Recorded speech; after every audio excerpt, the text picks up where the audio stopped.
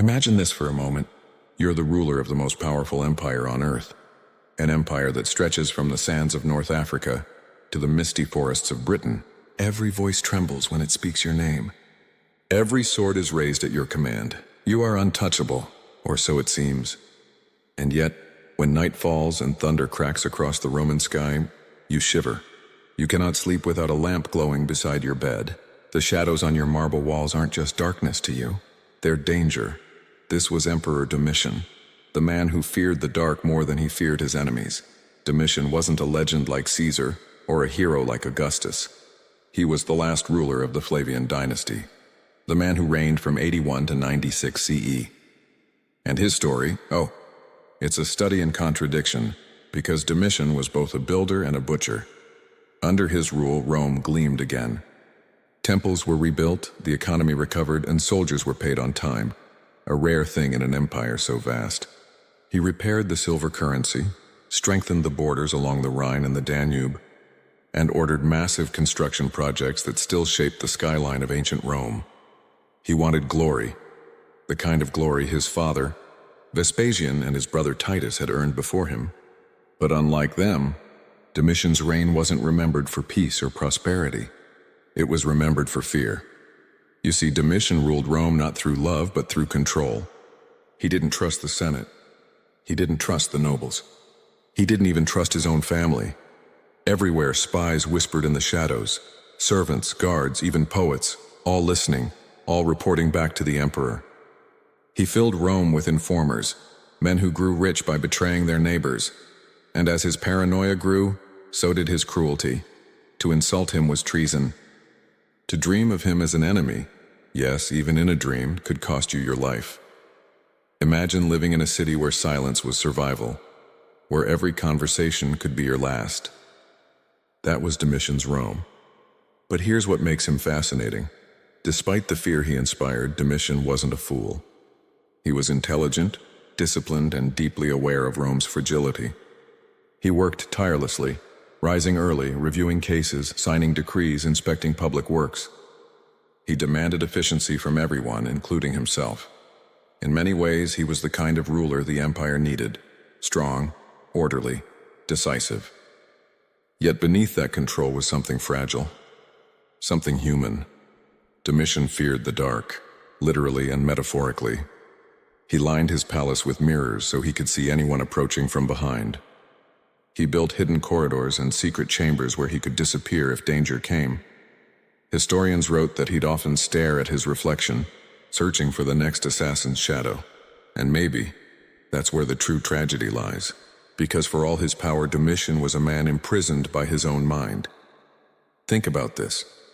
How can someone hold the world in their hands and yet be so terrified of losing it? Perhaps that's the paradox of power itself. When you rise high enough, there's nowhere left to look but down. Domitian had everything: wealth, command, the loyalty of armies. But he never had peace. The brighter the lights of his palace burned, the deeper his shadows became. And maybe that's why history still remembers him, not as a conqueror, but as a warning. When we talk about tyrants, we often picture madness and cruelty for its own sake. But Domitian's cruelty came from fear. His fear of darkness became his empire's darkness. He wanted control because he was terrified of losing it. He wanted loyalty because he trusted no one. He wanted light, endless light, because he couldn't face what lived in the shadows of his own heart. And that's the contradiction that haunts his story. Domitian rebuilt Rome's walls, but crumbled the faith of its people. He purified its silver, but corrupted its soul. He restored the empire's glory, yet left behind an empire relieved when he finally fell. Because when the man who feared the dark was gone, Rome could finally breathe again. So tonight, if you ever find yourself afraid of the dark, remember, even emperors fear what they cannot control. And perhaps that's the oldest truth of all. Power may light the world around you, but it can never chase away the shadows within. Every great ruler begins somewhere, and for Domitian, his journey started not in the light of glory, but in the long shadow of two men who seemed destined for greatness. His father was Emperor Vespasian, a seasoned general who built the Flavian dynasty from the ashes of civil war. His brother was Titus, the golden son, loved by the army, adored by the people, celebrated by the Senate, Domitian, the youngest, often stood just outside the frame, watching. Imagine growing up in a family where your father rebuilt an empire and your brother became a hero. What do you become? For Domitian, the answer was complicated. He was intelligent, ambitious, and proud, but his confidence was always tangled with resentment. While Titus accompanied their father on military campaigns and was praised as Rome's savior, Domitian was left behind in the capital, managing ceremonies, watching history unfold from the sidelines. To the Roman elite, he wasn't the warrior prince or the statesman. He was the spare. And history tells us, those left in the shadows often learn to survive in silence, but dream loudly in private. When Vespasian died in 79 CE, Titus took the throne. His reign, though short, was legendary. He was the emperor who comforted a grieving empire after the eruption of Mount Vesuvius. When fire rained from the sky and cities like Pompeii and Herculaneum vanished beneath ash, Titus opened the imperial treasury to help the victims. He rebuilt homes, gave public games, and reminded the people that Rome could care as well as conquer. The world loved him for it. Ancient historians said that no one left his presence without a favor. He was kind, charismatic, human, and Domitian, he was watching again from the corner of history as applause echoed for someone else. But then, everything changed. In the year 81 CE, Titus died suddenly, after only 2 years on the throne. Some said it was illness. Others whispered a darker story, that poison found its way into his food and that the one who benefited most was his brother Domitian. Did Domitian have him killed? We'll never know, but what we do know is this. Within hours of Titus's death, Domitian rushed to secure the palace, summon the Praetorian Guard, and declare himself emperor before the Senate could even react. It was one of the fastest and most decisive transfers of power in Roman history. A man who had spent years waiting in the shadows finally stepped into the light. But as we'll soon see, that light burned too bright. At first, the Senate approved his ascension. After all, he was Vespasian's son, a continuation of the dynasty that had restored stability to Rome after chaos. But something about Domitian's rule felt different. From his very first acts, it was clear this was no ordinary emperor. He demanded to be addressed not as princeps, first among equals, but as Dominus et Deus, Lord and God. Think about that. In a city that once prided itself on republican roots, where even the mightiest rulers pretended to be equals, Domitian declared himself divine. It wasn't just arrogance, it was transformation. Rome had known emperors before, but never one who looked his people in the eye and said, "Worship me." Some historians believe this wasn't just ego, it was insecurity. For all his power, Domitian knew he had never earned the affection his father and brother had commanded. The people saw him as cold. The Senate distrusted him, and so he built an identity no one could challenge. If you couldn't love him, you would fear him. If you wouldn't admire him, you would obey him. If you wouldn't call him emperor, you would call him God. And that's the turning point, the moment Rome's character began to change. Under Augustus, emperors ruled with subtlety, blending monarchy with illusion. But under Domitian, illusion disappeared. The masks were off. Rome no longer had a leader who served the people. It had a ruler who stood above them, untouchable, unquestionable, divine. It's strange, isn't it? The man who had spent his life in the shadows was now obsessed with being seen. He filled the city with his image, statues, arches, inscriptions, as if trying to prove to the world, and maybe to himself, that he belonged. But power born from insecurity rarely brings peace. Domitian's early reign brought efficiency and order. Yes, but also tension. The Senate feared his temper. The nobles whispered behind closed doors. And deep inside the marble halls of the Palatine Hill, the emperor who once feared being forgotten began to fear something even worse. Betrayal. That fear, that whisper of paranoia, would soon grow into something monstrous. So here stands the paradox of Domitian's rise. He was a man desperate to prove he was more than his brother's shadow. And in doing so, he cast an even darker one over Rome itself. He had achieved everything he ever wanted: power, recognition, control. And yet, the throne that glittered beneath him was built on fear, not faith. Because when a man demands to be worshipped as a god, it often means he's terrified of dying as a man. Power has a strange way of revealing a person's true nature. Some rulers wear the crown lightly, guided by wisdom or compassion, but others, once the crown touches their head, begin to see danger in every shadow. And that's exactly what happened to Emperor Domitian.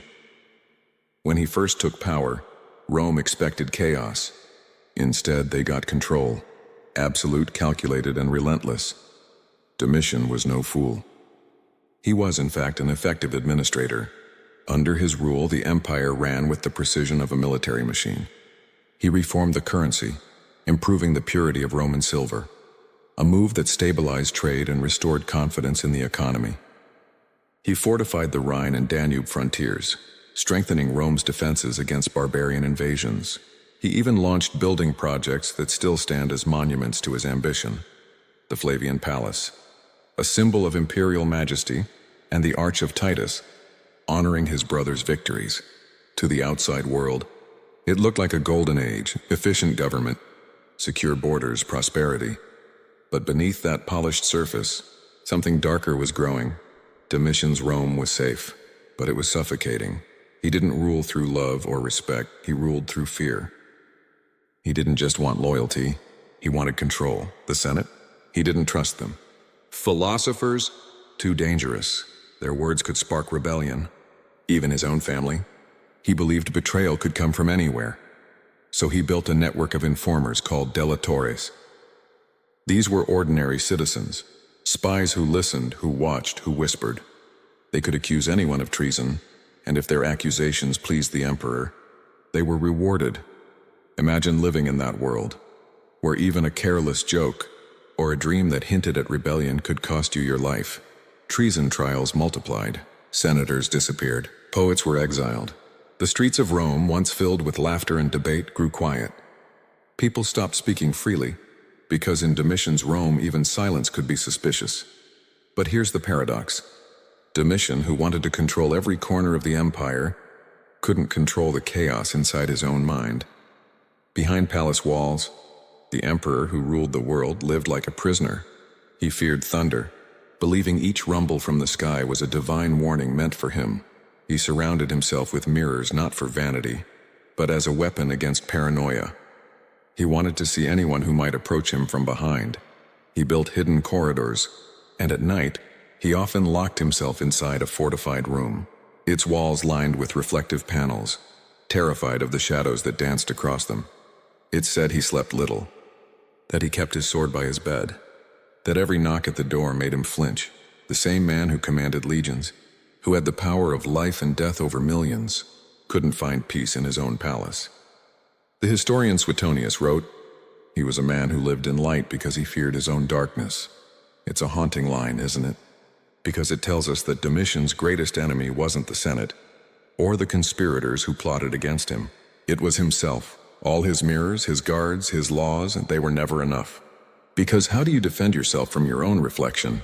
And here's where Domitian's story becomes a mirror for something bigger, something timeless. Think about it.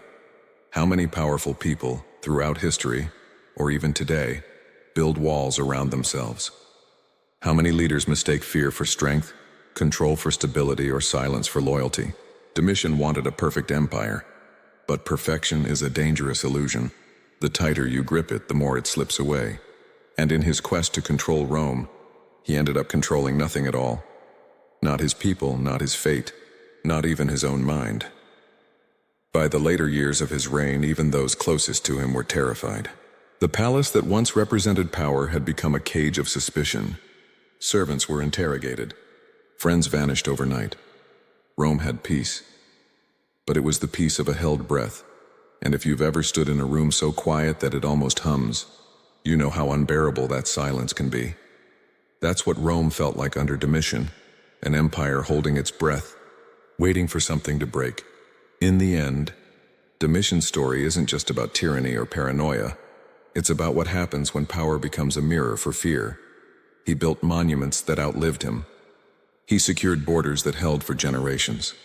But he also built an invisible empire of mistrust, one that poisoned every connection he had, until there was no one left to protect him. Because the truth is, when you rule through fear, you can control everything, except how fear eventually turns back on you. So as we look back at Domitian's reign, one question lingers. Was he a monster, or just a man who let fear consume him until he became one? There's a saying that every empire eventually turns on itself, and in the final years of Emperor Domitian's reign, that saying came true, in the most tragic personal way imaginable. The man who once rebuilt Rome's glory was now consumed by the shadows of his own mind. His paranoia, once directed at senators and soldiers, began to creep closer, until it reached his very own blood. Domitian had always been suspicious. But by the time he reached the last years of his life, that suspicion had hardened into obsession. He saw enemies everywhere, in the Senate halls, in the army, even in his own family, and one of the first victims of this madness was his cousin, Flavius Clemens. Clemens wasn't just any relative. He was a respected consul, married to Domitilla, who came from one of Rome's most distinguished noble families. They were well loved, admired for their decency, humility, and quiet devotion to a new and growing faith spreading across the empire: Christianity. At that time, Rome's powerful elite viewed Christianity and Judaism as threats to order. They preached loyalty to one God instead of many, and their refusal to honor the emperor as divine was seen as treason. So when Domitian accused Clemens of atheism, it wasn't about belief. It was about power. It was about control. He had his cousin executed, swiftly, without mercy. And Domitilla, Clemens's wife, was banished, stripped of her wealth and status, sent into exile despite her noble birth. These weren't just political moves. They were personal, deeply personal. To Romans, spilling your own family's blood was the ultimate sacrilege, and in doing so, Domitian crossed a line that even tyrants feared. The execution sent shockwaves through Rome's elite. Senators whispered that the emperor had lost his mind. The nobility, once loyal, began to retreat into silence. No one dared speak freely anymore, not even in their own homes. Domitian had isolated himself completely. The palace, once a symbol of Roman strength, became a fortress of paranoia. But perhaps the most tragic part of Domitian's story wasn't what he did to others. It was what he became inside. He lived every day surrounded by mirrors, hundreds of them, hung in corridors, chambers, even ceilings, so he could see every corner of his world at once. He trusted no one, not his guards, not his advisors, not even his wife, Domitia Longina. Now, Domitia was no ordinary empress. She had once been admired for her beauty, intelligence, and loyalty. Together, they had shared moments of genuine affection, at least early on. But as the years passed, that love curdled into suspicion. Domitian accused her of adultery, then recalled her to the palace. Some historians believe it was not love that brought her back, but fear. Fear of what might happen if she refused. In his final year, Domitian became convinced that a plot was forming, that people within his own household wanted him dead. He'd seen omens, strange dreams, and even prophecies predicting his downfall. And like so many rulers before him, the more he tried to control fate, the faster it closed in around him. On the morning of September 18th, 96 CE, the prophecy came true. According to the historian Suetonius, Domitian woke uneasy that day. He had dreamed that a golden-haired child slit his throat. He ordered the next day's calendar marked as unlucky, but fate didn't wait. While he was in his private chambers, a group of conspirators, palace officials, freedmen, and guards crept inside. Even Domitia herself was rumored to have known what was coming. Some say she even helped plan it. One of the emperor's attendants approached him, pretending to deliver a message, but hidden in his sleeve was a dagger. When Domitian realized what was happening, he fought back, but he was outnumbered. He was stabbed 7 times, each blow a betrayal, each strike a punishment for years of cruelty. He died alone on the marble floor of his own palace. surrounded by the mirrors he had once trusted to keep him safe. Those mirrors reflected his final moments. The emperor who feared the dark, drowning in his own light. And just like that, it was over. The man who ruled Rome for 15 years, who had once been worshipped as Lord and God, was dead. But even death wasn't enough for his enemies. Within hours, the Senate reconvened, and they passed a decree that would erase Domitian from history itself. It was called Damnatio Memoriae, the damnation of memory. Every statue of him was torn down. Every inscription carved with his name was defaced. His likeness was scraped from the walls, his titles erased from official records. To Rome, he would become a ghost, a man who had never existed. Imagine that. To have your life, your empire, your monuments, your very identity, deliberately erased by the same people who once bowed before you. That's the ultimate punishment for a man who wanted to be remembered as divine, and maybe that's the cruelest irony of all. Domitian feared being forgotten, and that's exactly what Rome made sure would happen. But history, of course, never truly forgets. Centuries later, archaeologists and historians would rediscover his story, buried beneath layers of propaganda and politics. And what they found wasn't just the portrait of a monster, but of a man trapped between greatness and fear, brilliance and madness. Domitian ruled longer than most emperors of his time. He rebuilt Rome after economic disaster. He strengthened the empire's frontiers. But he also destroyed trust, silenced his people, and drove himself into the same darkness he tried so hard to escape. So what do we learn from Domitian's fall? Maybe that fear, when left unchecked, becomes its own kind of poison. Maybe that power built on paranoia always collapses in the end. Because when a ruler begins to see enemies in everyone, he eventually creates them. Domitian's story isn't just ancient history, it's a warning that still echoes today. Even the mightiest empire can be undone, not by invasion, but by the shadows within. And as his name faded from marble, as the chisels erased his face, Rome exhaled for the first time in 15 years. For the people of the empire, the tyrant was gone. But for history, Domitian would remain. Not as a god, not as a hero, but as something far more human. A reminder that sometimes the greatest danger to an empire is the emperor himself. Every empire leaves behind a trail of glory and a shadow, and few emperors embody that contrast more perfectly than Domitian, the ruler who rebuilt Rome's greatness, yet destroyed the very trust that held it together. When history speaks of Domitian, it speaks in two voices. One voice praises him, the capable administrator, the restorer of discipline, the emperor who brought stability to a restless empire. The other voice condemns him, the tyrant who ruled by fear, silenced dissent, and turned Rome into a city of whispers. And the truth, as it so often is in history, lies somewhere between the two. Under Domitian's iron rule, Rome did, in many ways, prosper. He brought order to chaos. The economy stabilized. The silver coinage he reformed carried real value again. Roads were repaired, temples restored, and the empire's borders held firm against invaders. For 15 years, there was peace, but it was the kind of peace that comes when everyone is too afraid to speak. Domitian's Rome was quiet, unnaturally quiet. The Senate bowed their heads, not out of respect, but out of fear. Citizens kept their thoughts locked behind closed doors. Writers who once sang the praises of emperors learned instead to write in riddles, or not at all. Rome had order, yes, but it had lost its voice, and behind that silence was one man, haunted by his own shadow.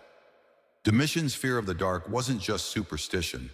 It was something deeper, a symbol of the world inside him. He lived in brightness because the darkness terrified him, but not the kind that comes with nightfall. It was the darkness of memory, the faces of the people he'd executed, the cousins he'd betrayed, the senators he'd condemned. He could banish enemies from the city. He could erase their names from stone, but he couldn't erase them from his mind. So he kept the lamps burning. He lined his palace with mirrors, not just to spot assassins, but to convince himself that he was still in control. Yet no mirror could reflect peace, And that's perhaps the cruelest irony of Domitian's story. The man who wanted to rule like a god, to be worshipped, feared, obeyed, was ultimately ruled by fear himself. His empire obeyed him, but he never truly ruled his own heart, because power can build walls, but it can't silence conscience. And no empire, not even Rome, can ever be strong when its leader is governed by paranoia. When Domitian died, Rome did something extraordinary. It erased him. The Senate passed the damnatio memoriae, the condemnation of memory. His statues were toppled, his name chiseled off monuments, his image scraped from coins. It wasn't just revenge, it was Rome's way of saying, let this never happen again. But history has a sense of humor, because despite all that erasure, despite the Senate's efforts to bury him, we still remember him. 2,000 years later, we still speak his name, not as a god, not as a hero, but as a warning. And maybe that's what makes Domitian's story so timeless. He reminds us that greatness built on fear is never real greatness. That control without compassion is just another form of chaos. And that every ruler, every leader, every one of us faces the same choice. Do we build through trust, or do we rule through fear? Because one may win obedience, but only the other earns legacy. The historian Tacitus, who lived through Domitian's reign, once wrote, "Under Domitian, we learned to whisper in fear, and under his death, we learned to breathe again." It's a haunting line, because it's not just about politics, it's about life. How many of us, in our own ways, live under the rule of fear? Fear of judgment, fear of failure, fear of losing control. And how often does that fear drive us to become something or someone we never meant to be? Later emperors like Trajan and Hadrian would study Domitian's reign carefully. They learned from his mistakes. Trajan built an empire of trust, empowering his generals and listening to his Senate. Hadrian balanced authority with intellect, traveling across the empire, learning from the people he ruled, building bridges instead of walls. They understood what Domitian never could. That true strength doesn't come from fear, it comes from understanding. If you walk through Rome today, you can still see fragments of Domitian's world. Broken statues, a few surviving inscriptions, echoes of his buildings still standing beneath layers of time. He tried to make himself eternal, and in a way he succeeded, but not as he intended. He's remembered not for his monuments, but for his mistakes, not for his glory, but for his ghosts. Domitian's life is a reminder that power can illuminate or destroy, and that the real measure of a leader isn't how many obey them, but how many trust them. He ruled Rome like a god, and died like a man, surrounded by mirrors, haunted by the reflection of everything he feared most. Narrator, quiet closing line. And maybe that's why his story still matters, because